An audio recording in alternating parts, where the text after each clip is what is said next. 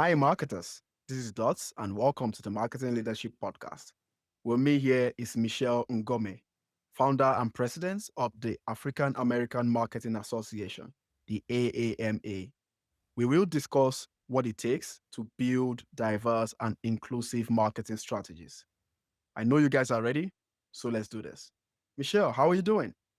I'm doing well. Thanks for having me. Yeah, absolutely, absolutely. It's an honor having you and also discussing this. It cannot be more appropriate than this. I dare say. So, do you want to start by telling us a bit about yourself, your background, your role, and how how the journey has been so far? Yeah, so I'm Cameroon American. I'm obviously born in America. I actually started my career in finance and then I pivoted to marketing. So I've been doing marketing Mm, for about 15 years now, which is like hard to believe where the time has gone. A lot of my expertise has been focused on small business marketing, obviously digital marketing. mm, Um, I really do believe in also some of the traditional marketing efforts can be merged with the digital, integrated marketing, depending on the strategy and tactic. Really, really big on thought leadership, which means content creation or more business professional content creation. I was fortunate to write a couple of books. My first book was Network Navigate and Nurture, and then the second one was Success Undefined, self published. And mhm, that really, pivoted or started my speaking career. So doing speaking, training on marketing strategies. And in the past 4, 5 years, I've been focusing on inclusive marketing and helping organizations understand the importance of diversity marketing. Basically, you just can't put a black person on one website or one page of the website and be good, but it's like, yeah. "Hey, let's take a holistic approach about this," traditionally as well as, digital, so that everyone has a good experience, and that we'll expand into those things later. And then Mm, last, I started the African American Marketing Association in 2019, we launched. And at that time, there was actually a lot of bad advertisement when it came to how Blacks are perceived in some of these marketing and advertising spots. And I mm, was like, who's making these decisions? How is this getting by everyone? Who's in the room? Are we in the room? Are we speaking up? And I yeah. thought it was really important that we had a community. And so that's what I'm trying to build. And we say AMA for short, and we are a 501(c)(3) nonprofit based in the US. Yeah, but just to get more from you within your as regards to your work for the association, um, in building the next generation of Black marketing leaders, or I guess marketers of minority, what's your momentum like?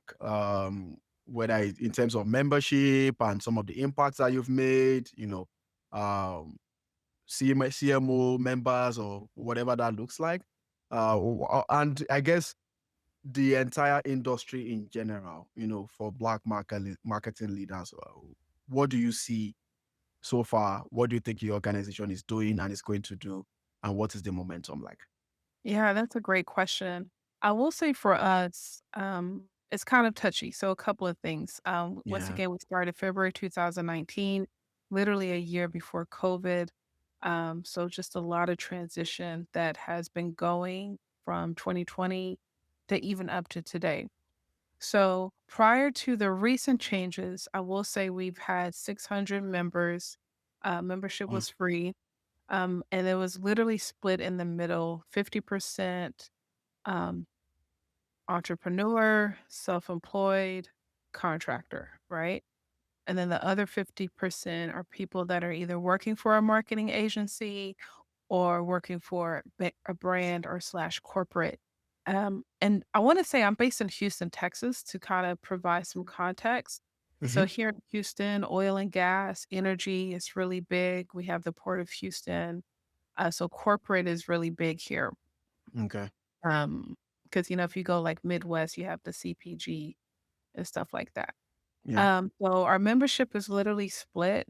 Uh, for the past couple of years, some of our signature programs included our annual Black Marketers List. So every year we highlight some of the best and brightest 50 Black marketers across the world. Actually, Mm, it's open to international marketers as well. This year, so that's been going on for 3 years. We have the Marketing for the Culture podcast. We have the Marketing for the Culture Summit that's been going on for 2 years. And this was really pivotal because the summit, especially post COVID, has allowed us to bring people together. mm, So this year we had it in Houston. We had people from 10 different cities come in, people from Toronto, which I love Toronto, by the way. yeah. We've had someone from Jamaica support us, college students, grad students, and of course, professionals. And we had HP come in, HP, AT&T, Microsoft, they came in as sponsors, which is really remarkable for us to do the summit 2 years in a row. Mm. No, that's great. And I guess it's also great that non-American marketers are welcome. So go ahead. Yeah, yeah. I mean, look, the thing is, and I gotta preface, like, pre-COVID, there really wasn't a strong, nationwide community for Black marketers, Mhm. right? So and of course, a lot has changed, since 2020, which is a great thing. Um, but yeah, it's open to anyone and everyone. I get surprised on how far our reach goes. Like, I know as marketers, that's what we should prepare for and we plan for. Yeah, yeah, Like, absolutely. "You're in Jamaica, you bought a ticket." Oh my god. You're coming for this? So, yeah, Yeah, it's amazing. I mean, if you're listening and if you fit in, okay, maybe I should not use the word fit in, but if you come in and uh, uh, you know, you are a black or maybe minority, you want to have an interest in this, please make sure to join. I will be joining myself. I am based in Canada, so location is not a barrier. And yeah, we will see how that goes. Yeah, that's really great in in terms of your work there and some of the mileage that you built, which is very strong. Um and the communities are needed more than ever in Oh, today's world, absolutely. and because in the world of tech and all these other things going on, and even in the geopolitical space, there's so much going on, so much so that we just need this force that is able to bring in not just more diverse communication, but also the human to human communication, right? We are just individuals, right? Doesn't matter what it is or whatever it is, life has moved on or what it used to be. But it's important for us to make it stay that way. But what is also important, I guess, for the next decade, which we will discuss more of, is communicating to people correctly, right? Don't try to, because you are trying to woo a customer, as a brand, do something that negates what you're trying to do, because you're trying to tie into some diverse or DEI stuff, and then that becomes some stereotype. Again, we will be speaking about that as we go. And just to reiterate what you said, it's not just about adding a black image to an ad. There is a very popular black guy, on Shutterstock. Very popular, fresh face. That guy has been You used the a blue shirt? billion times. I'm sure you know the guy as well.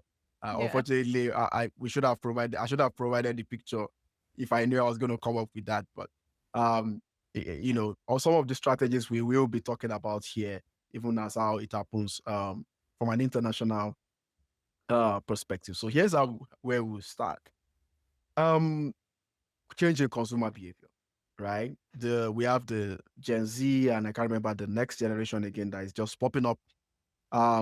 But we have a new generation of consumers or customers.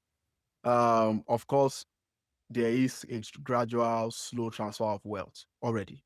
Even on the CMO side, you will see a lot of CMOs resigning this year. That's Mm. because they spent 30, 40 years in the helm, and they are leaving it to the bench. But even in all aspects of life, professionals as we see them, or people with at all kinds of walks of life, uh the old is leaving, old bull, and then we have the new bull coming in, and they are coming in with some changes. And one of these is they have a different set of expectations from brands for the future. What are you seeing specifically with regards to that, and what should our listeners take some note of? I think the biggest thing I'm seeing is just social responsibility, Okay. right?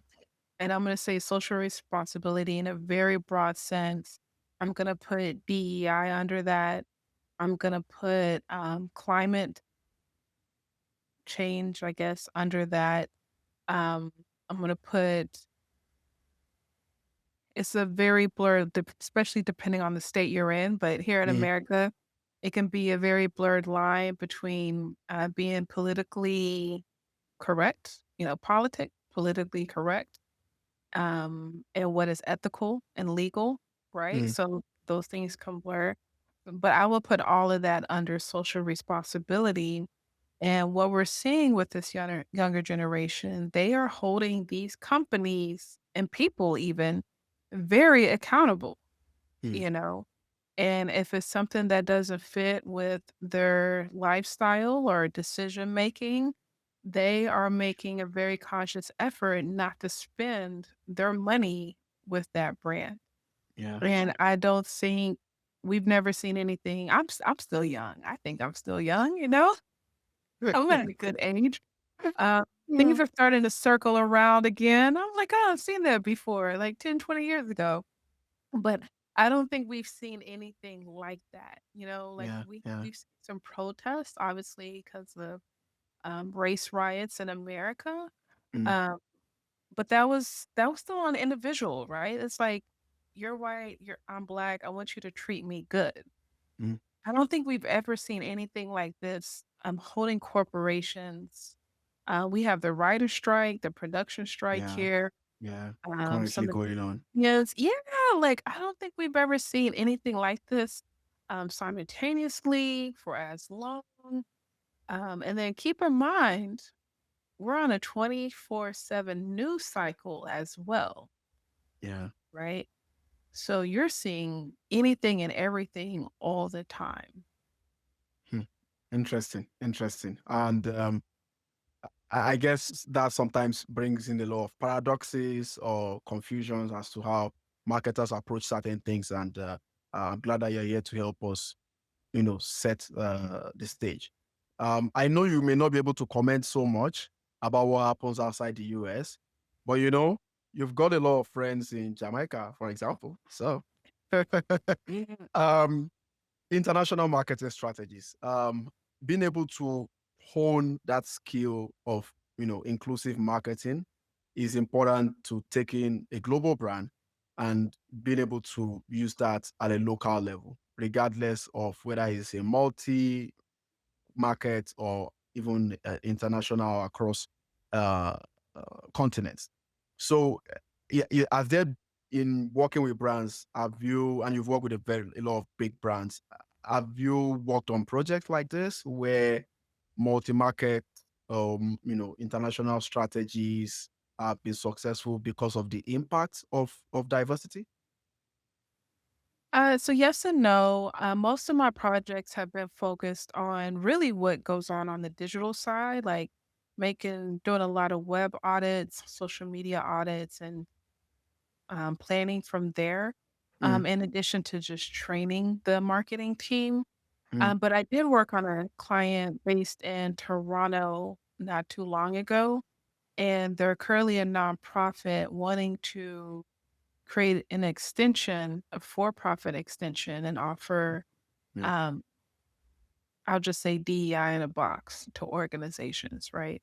Okay. So that's some of my experience in that realm. But from what I've seen and I've paid attention to is, uh, I like to say inclusive marketing, right? I think a couple of years ago, we said total market, we say multicultural marketing and things of that nature. And multicultural is not bad as well. Mm, And the thing is, me and you are two black people. right? Yeah. But we Yeah. may have different cultures, right? Yeah. I'm from Cameroon, you're from Nigeria, we're Which is neighbors. very close. Yeah. It's I think it's I think we are bordered to the east or something like that. I can't remember the map. yeah, but we may have different cultures, right? We may stir our fufu a little differently or the soup to go. We may do it just a little bit differently, right? So I Yeah. think what happens when it comes into marketing, if you assume all black people are the same or all Latinos and Asians are the same, you might make a misstep in your marketing, right? Mm. Mm. So, what you're doing in Houston, Texas, that was probably a very successful campaign. You had all of these impressions, you had a great turnout. That same strategy may not work in Calgary, Yeah. right? Yeah. It may not work in Minnesota, it may not work in LA. And I think what happens is, although you have the outline of the strategy, you haven't taken a moment to understand the consumer psychology and the community of the people in this new area that you need to focus on. Mm. I like that. I like that because whenever you look at international marketing, people say, "Oh, all countries are the same." I've had the opportunity of working for a B2B translation services company. So they have different markets. So yeah, Asia, Africa, and so on and so forth. And because of the limited resources, I would just take Kenya as one market. I would just take uh, Singapore or Malaysia as one market, which is really not the case. Take Nigeria, for example. It's like, I don't know, 200, 300 languages and at least three different lifestyles, right? So it's important to look at those nuances. I'm not saying go dive deep into the rabbit hole, but what I'm saying, and I guess what Michelle said, which I'm now echoing, is that look at the nuances within that specific market. Even if it's at a very high level, just do what you Yes. can. Even in Canada, different provinces with different cultures. You go to Quebec. Quebec is like 50% English, 50% French, or something like that. It's a different space. Alberta, where Calgary is almost like Texas because they are like the oil Hmm. pool of the nation. And I can't remember the other thing you said, which I felt connected to that. But that is different from Toronto. Toronto is like the New York. It's like the hippie, or Las Vegas, if you want to say, where taxes are crazy and expenses are crazy. So all those things, affect buying behavior, shopping behavior. And if you're willing to do the work, it's important really to look into that.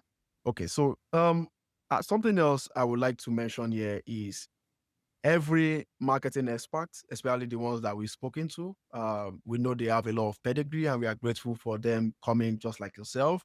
They have playbooks registered to their name, and you are the queen of, you know, diversity or inclusive marketing strategies globally. And I would like you to tell us, so we have this marketing strategy, business strategy that we want to use for whether B2B or B2C. Um, and we want to drive, the inclusive aspect it needs to be able to deliver not just the social value, but some other values that will, maybe financial, if I would say that. But we want to start from within. A Nigerian proverb says, if I'm going to give you my clothes, if I'm going to give you a clothes as a gift, I will need to see what you're wearing just to see if it's a gift that is great or not. So it's important to look at what is happening within the organization. How do you help organizations? I guess it's a bad analogy, but I'll use it anyway. Remove the log from their eye so that they can, remove the speck from somebody else's eye and Yeah. make sure everything works out from their end first before they go to market. Yeah. So I have what I created called the 5-point framework to inclusive marketing. And we start off with your content and your communications. That's the foundation to everything. Mm. And a lot of us are doing two of these five things very well, right? So, What are the which other? is What are those two? one is the content, right? Okay. Because we know content marketing, right? And in this particular case, your content is strictly for your potential consumer, right? Your potential consumer and your client or current consumer, because you're continuing to inform and educate. Mm, This, and then we have the communications, which is the internal communications. How are you communicating to your employees? Are they up to date on what's important? Do they know how to find resources? Things of that nature. mhm, The second thing is your how are you marketing the candidates, right? Your recruitment marketing. And we are no longer in the time where we can just post on the job board, our website, a job board, and be done. Like mhm, you have to engage people that are looking for a job, or at least your company putting it in the forefront to attract talent, right? What does your careers page look like? Is it diverse? Is it transparent?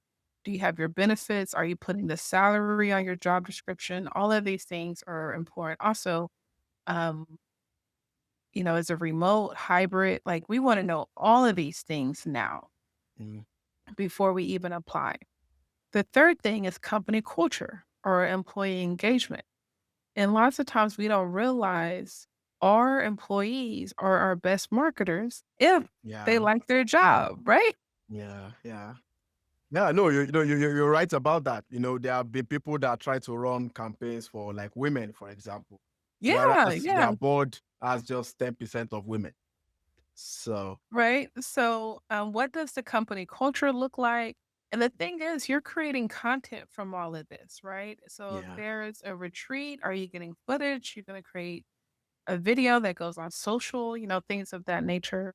And number four, we have the consumer slash client marketing. Once again, 99% of our focus is there. A lot of companies are doing that, right? Mhm, And then the fifth thing is the community engagement. How are you getting mhm. involved in your community? Are you allowing people to volunteer for organizations, serve on a board, mentor? That's another. And I feel like all of these things are intertwined when it comes to marketing. Because one, you're creating content, Yeah. right? Your organization, you're creating content that's going to help the marketing department, whether it's social, creative, things of that nature.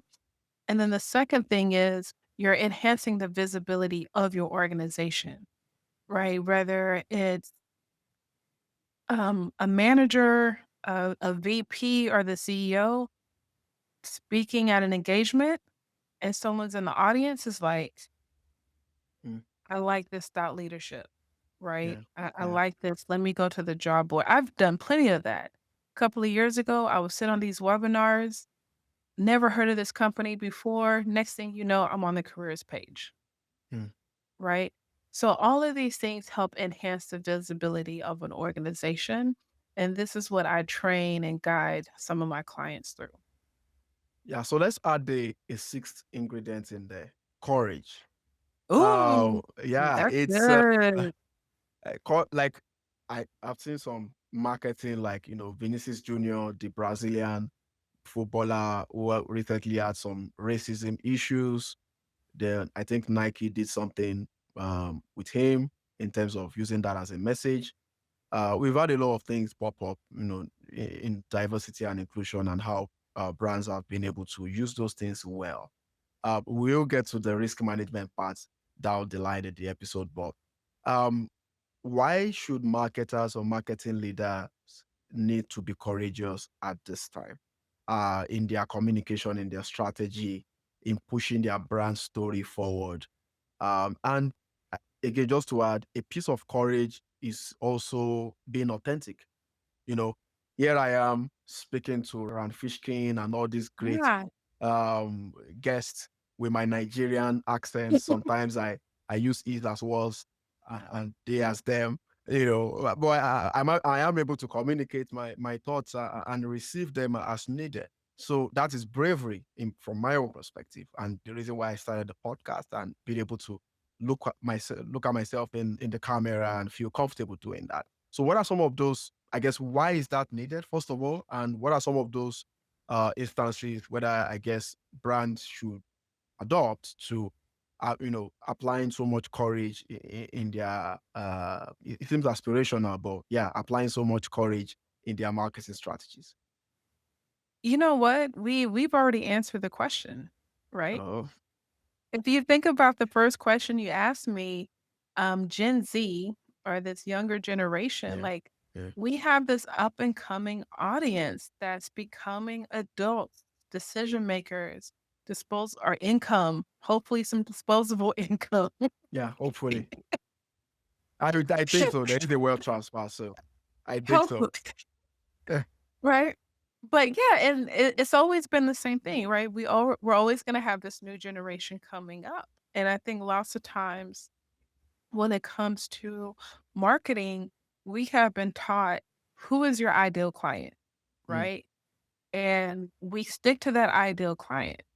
And all I ask when it comes to inclusive marketing strategies, how can we replicate this ideal client when it comes to Black America, mm, Asian America, mm, Muslim America, mhm, Gen Z? mm, Like, is your product or service good enough for them? If so, how can we tap into this new community and understand the demo and psychographics of that? And a lot of like, oh my God, like that's all it takes. And what happens is a lot of companies, what they'll do is they'll create a new product or service, right? But they're going to go to that same ideal client. mm. And it's like, no, let's take this same product or service and expand it to a new community. Yeah. Right? And a lot of us may be doing good. We're making, $3 million a year on this one ideal client. And we're like, okay, so of course, some other people are going to trickle in and buy it. But what if you go into year two and be like, okay, let's expand this same product into a different community? You might go from 3 to 7 million, Mm, right? Because you still have a whole new audience that is unfamiliar with your organization, let alone your offerings. mm. I like that. I am in the middle of a project right now for a black business owner who sells men's sexual health products. And he had grown a big market on the you know with the blacks, whether it's blacks in and outside of the US, and black African men. There is always an identity when it comes to that category. And but he also realized that it's important to, as he was trying to expand, it's important to open up the market, because it also works with other males as well, regardless of where you come from. So what you're saying there is really, really important in terms of how you're able to apply that kind of courage, because market expansion is courage, and reach out to people that you might necessarily not don't want to reach out to, because you feel very comfortable in your target audience. But testing is rating and things like that works. And I like the fact that you um gave this feedback from a product or offering or brand perspective, not necessarily the messaging, which was the original question I asked. Mhm. I think it's easy to do messaging. Like I said, I had worked for a translation company before. Yeah, you want to add some additional thoughts there? No, yeah, that's a good point. I think uh, you are right. Well, I guess I didn't answer the question or I didn't catch that, but I do think once you tap into this new market, you can critique the messaging a bit, right? A lot of this stuff, if you do the work, I just feel like you have the outline for the Mm, new market. You just have to be a little bit patient and diligent on understanding the nuances, as you mentioned earlier, to see, okay, what's going to be applied, what needs to be tweaked. yeah, yeah, that makes a lot of sense. It's the Marketing Leadership Podcast. If you've not been enjoying this, I don't know, but I have been enjoying it. Michelle has been enjoying it as well. And you've been an amazing guest, sharing all this perspective so far. And I think once you had mentioned that one of our questions was a good question, and that's always a pass mark for us. Whenever I guess this is a good question, yeah, we gotta good. So, um, just to lighten up things a little bit, we will be going on a commercial break, very short one. And then once we are done, we will be taking Michelle through the Dots rapid fire. It's a bit of a diversity match, if you will. So if you're listening, don't go anywhere. It's still the marketing leadership podcast, and we will be back in a couple of seconds. Stay tuned.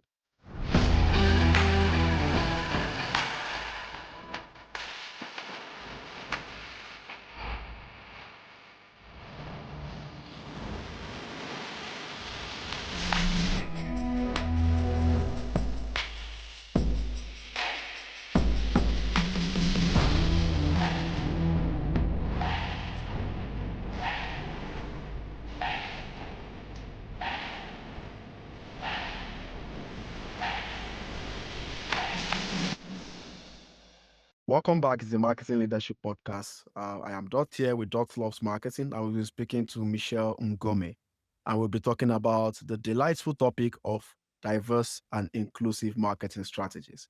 But before then, we're talking about the Dots Rapid Fire. So, Michelle, it's three questions, all right? You will answer the truth and nothing but the truth. So help you God. So yeah, you ready? Yes. Okay, good. First question.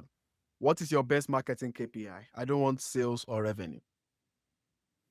I was gonna say engagement.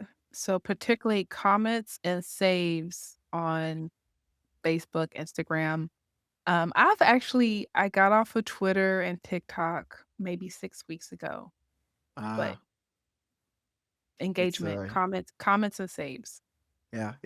I love engagement as well. Engagement rate actually is my favorite KPI because it has other variations as well, like conversion rate and most of Mhm. the averages. So engagement is the mother of all KPIs. Okay. You were talking about TikTok the other time. How long do you use social media every day? I guess you can tell us the pre-TikTok era and the post-TikTok era. I So, was never addicted to TikToks. okay, But so much for rapid fire. Is please. Do you consider YouTube social media? That is a very good question. Do you know why?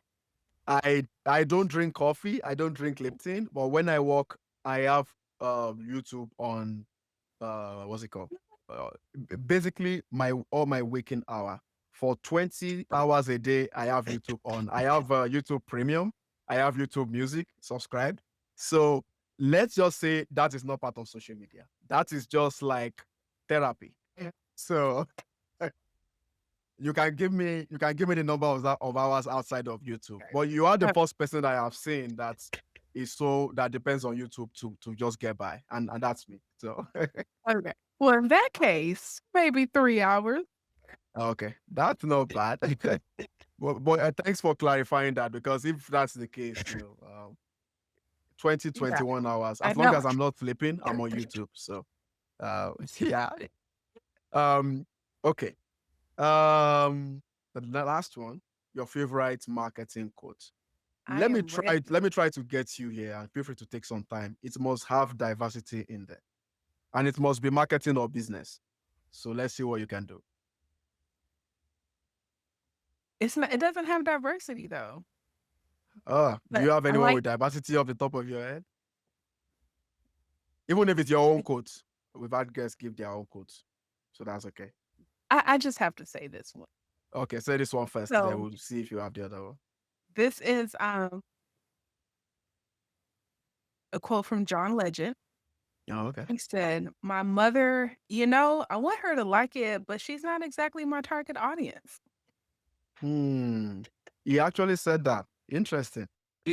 And you know what? That happens with the corporate side. So just replace your model with stakeholders.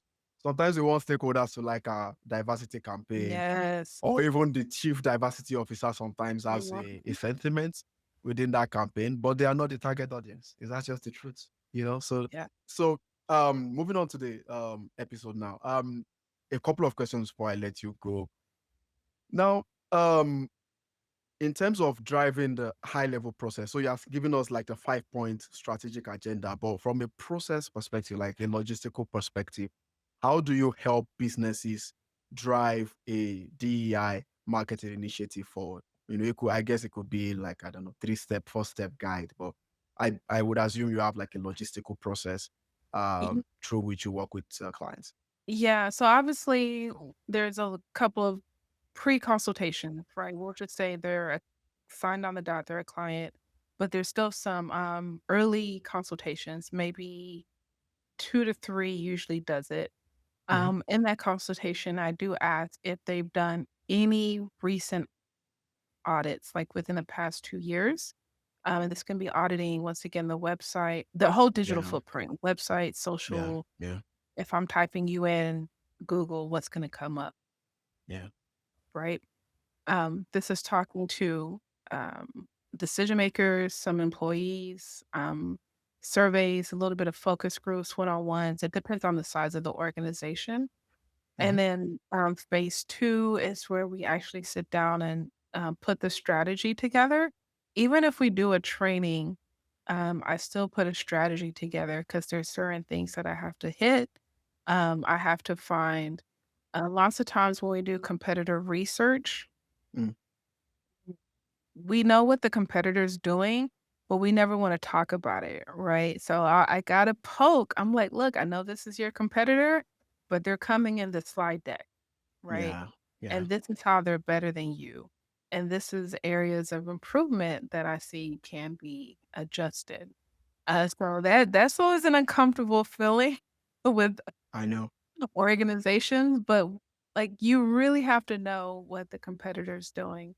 And then depending on the number of trainings, it can be anywhere from 1 to 3 to 5 trainings, once again, depending on the size of the organization. And then we go into phase 3, which is the wrap up and even the follow-up, other conversations, surveys, just all of the feedback stuff, and then following up about 3 months later just to see how everyone's doing. Interesting. I like that.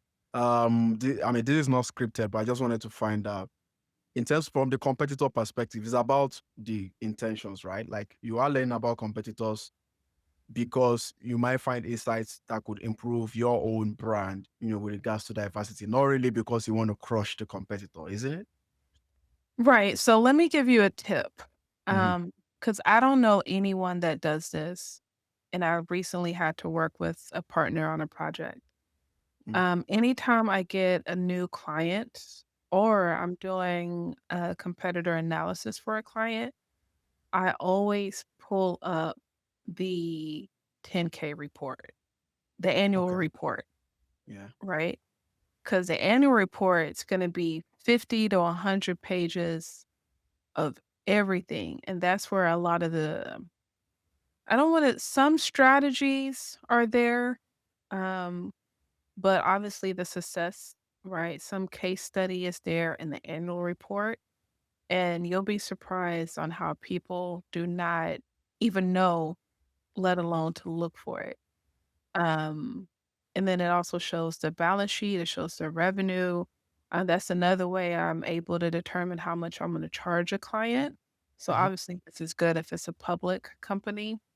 Um, but yeah, there is a lot of hidden gems in annual reports, be it nonprofit or for profit. Yeah, because there are some legal requirements, ESG and stuff like that. Yeah, that's Mhm. a good one. That's a good one. I would like us to go a little bit personal here. We stalk our guests a lot, even before and after the podcast.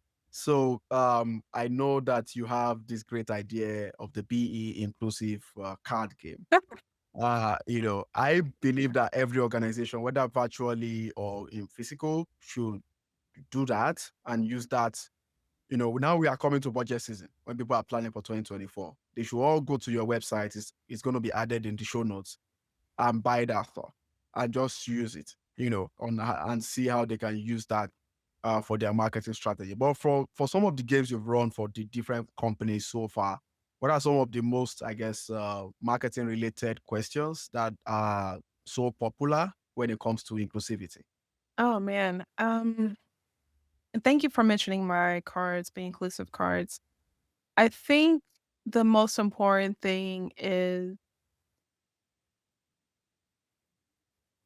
I think there's a disconnect on sometimes organizations feel like they did okay by including the picture and showing representation, Mm, but they don't have content alignment, right?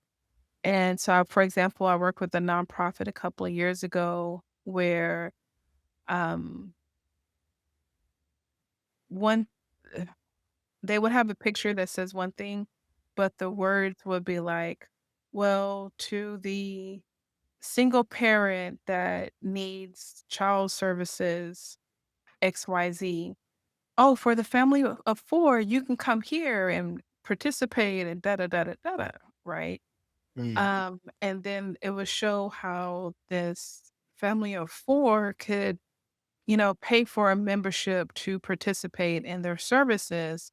But if you're immigrant or a minority, well, we have these services to help you, right? Or you can do a health screening, or, it's just more negative and, stereotypical. mm. And based off of the data, there can be some truth to that. But my thing was, especially in Texas, um, Black people and Hispanic people and Mexicans and Hispanics are definitely on the rise when it comes to income, net Buying worth, power. Yeah. right? Buying power. So it's like there's Black families that can afford a membership here. There's Latino families. Like this is what I mean when we have to diversify um, our visual communication, Mm. but we also have to have content alignment in this process of as well, right? So it's like we can't talk down on Black people and then be like, raise this white family up. Like, well, if you need help, you can, come to our food pantry. Food bank. Yeah, right. But it's like, oh well, if you're white. Just to not just holding your thoughts there. Just to be clear with listeners, it's not. Um, I think the problem is that everybody in today's world, except if you are like some Ivan the Terrible, has good intentions, even regards to Yes, this topic. So I just want yes. to be clear about that. The only problem is that some of those good intentions are not, they are not So communicated well, and then they backfire. Is what Michelle is trying to say. So please go on. yes, and thank you. And that's the thing, right? Especially when you're getting into this area of inclusive marketing and having the courage to improve, is like your intentions have to make an impact. And Mm, lots of times these companies, their intentions fall flat. And it's like, what happened? Right. mm, mm, So especially now, obviously there was a surge of DEI roles and consultants and things have, tethered off. mm, So, I mean, that's a whole nother thing, but it's like your intention has to make an impact, whether it's on an individual or an organizational level. mm. Yeah, yeah, yeah, yeah. That makes sense. Exactly. Garen just said that, like, they are sympathetic and they are not empathetic. That is Good. that is just it. Yeah. Again, I don't want to get into that, but I pride myself as a person that reads people. Maybe that's why I'm a marketer and I like strategy, because strategy involves just trying to communicate to people based on what's in their mind. But that is what I see. Like, they apply sympathy and not empathy. Now I want to ride for a couple of minutes here, get your more of your thoughts on the stereotypes, right? There was a campaign that went on. Glad I can't remember what the brand was. They tried to generate AI pictures and videos for every country worldwide. And, there were some African countries, they had people holding guns, and Mm, the Germany, the lady was wearing an SS shirt. um, there was one. This one was a very intentioned. Is my guy, Mr. Beast. I follow Mr. Beast all the time. He ran what he called the biggest campaign of his life, literally a few weeks ago. He called contestants from every country, and because of the way he identified certain countries, people felt he made some mistakes. as to identifying some countries as sovereign and stuff like that. And I think it's not easy, to be honest. Like for that Mr. Beast kind of campaign, it's not very easy. But there was a bit of criticism in terms of the way he's looked at certain countries. I don't want to go into the details with that now. But that was a global strategy that I think was still successful, but Mm. still had some of that issue. So what are some of the other examples of diversity or inclusive campaigns gone wrong? Oh my gosh. There's a few of them. I don't know if they met the global mark, but I would say No, local is better. Local is even more okay, interesting. okay. I mean, there's so many. I think earlier this year we had I think it was Bath and Body Works with the candles, in Black History Month. Um, and basically they had some stereotypical, I guess I could say, African print, as the candle design. You have the whole thing about the red velvet ice cream and desserts, for Juneteenth. Just stereotype stuff. A couple of years ago, you had Gary V's marketing agency. They did the campaign for Shea Moisture, which is a Black-owned, beauty brand, and, the commercial had a lot more lighter skinned women and white women, and therefore the argument was they have diluted the product, like the actual quality of the Of the product. product. Interesting. Wow. Yeah, um, because They are the those are like far-reaching effects, don't you say? yeah, because, the biggest argument was this is not only is it a Black-owned brand, but it catered to women that were natural. And if you go back, maybe 15 plus years, 15, 17 years when they started, um, being natural wasn't popular. It was hard to find products. And I know because that was me. Mhm. So now you see this company transforming right before your eyes. And if you're a loyal customer, you have feelings about that. Um, Dove had this commercial where it started off with a dark-skinned Black woman, so and then every time she took her shirt off, a lighter woman appeared, Mhm. and then the Dove body wash came at the end, right? So some of these things are implicit bias, or unspoken, and it's, basically you're dirty, and if you use our product, you're gonna become clean. And then at that time, Twitter would be go crazy. Yeah. So there's been a lot of companies that have missed the mark over the past 5 years. And it's hard to say because, you know, now you can go viral for the wrong reason, but Yeah. you'll have high impressions, you'll have engagement, you'll have web traffic. So, No, interesting, interesting. I mean, I guess the goal for me is looking at every aspect of the strategy, maybe hiring some pragmatic people. I know we had discussed courage in the past. I said I was going to come back to that, but there are ways in which courage can be executed properly. And I guess the quickest answer from my own perspective is it's not a one-way thing. And if the market sees that you as a brand, you are incorporating diversity in your daily operations or the daily experience, then you really don't need to commemorate Junit or commemorate some other diverse whatever, yeah. because these brands already know that it is what you do. I think that's where brands should be shifting to right now, and let the customers celebrate the holidays they need to celebrate. Maybe, you don't have to, you know, always I looking for. Yeah, go ahead. I agree. I agree. And I think there's so many things to that, but the most important thing is this is why I have a holistic approach with my 5 point framework Mhm. because you don't want to isolate your employees. And then when you have these special days and holidays, Black History Month, um, in the next couple of weeks, we're going to have Hispanic Heritage Month. And then now you have all of this marketing. Meanwhile, Yeah. your employees are Black. you don't even acknowledge us during this time. And, now we have this whole marketing campaign. And they're And then, always a good focus group. If your campaign is going to blow, your right. employees will tell you.